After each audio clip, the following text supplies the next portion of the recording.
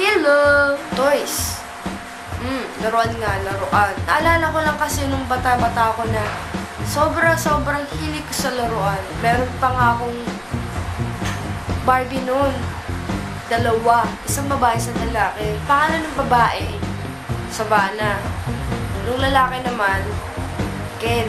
Tuntua pa nga ako na nalaman kong Ken pala talaga ang pangalan nung lalaking Barbie. Meron pa nga akong sala set noon, dining table, at saka bathroom. Nung nagkaroon kami ng PlayStation 1 pa nun, di ba? Parang unti-unti na ako nagsasawa sa Barbie ko noon. Kasi nakaka-addict talaga ang video game. Sobrang nakaka-addict. Ngayon malaki na ako, na-realize ko na mas exciting pala talaga ang mga laruan ng lalaki. Bakit ko nasabi?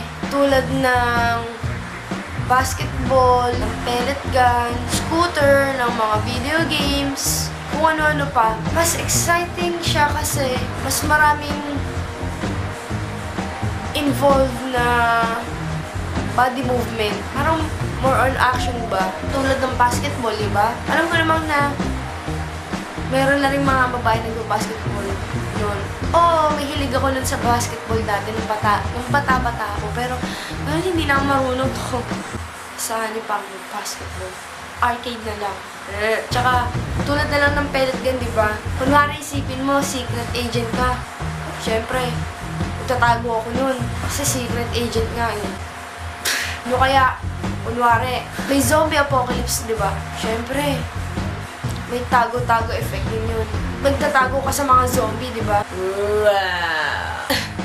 Ano pa ba? Pag naglalaro ako ng PS1, feel ko, lalo na pag racing, hawak mo yung controller, imbis na yung daliri mo lang gagalaw, pagliliko yung kotse mo, pati ikaw napapaganon, aminin! Ganun din ngayon pa naglalaro. Ewan ko na lang kung addict ka. Share ko lang na. Nung naisip ko yun, parang pumasok sa isip ko na, ano bang magagawa ko sa manika? Wala naman kaming pwedeng gawin kundi magtitigang buong araw, di ba? Tulad ng ganito.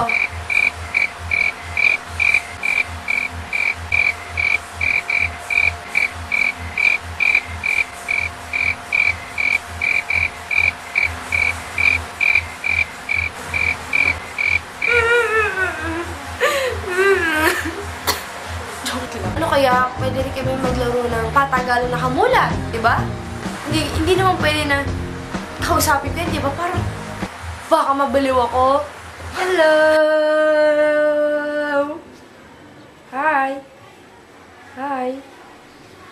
Tayo mo ako kausapin. Ha? Yung talaga ako kakausapin? Alam mo ba kung anong ginawa ko kala Barbie nun? Ayun, na-share ko lang naman sa inyo yung opinion ko.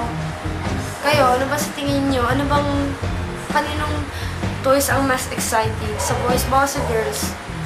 Kung sa tingin nyo mali yung opinion ko, edi mag-comment kayo. I-share nyo din kung ano yung opinion nyo, di ba? Kung sa tingin nyo mali yung sinasabi ko, edi wala akong magagawa. Kanya-kanya ng opinion yun, di ba? Yun lang. Na-share ko lang naman. Bye! Bye, bye, bye, bye, bye, bye, bye, bye, bye!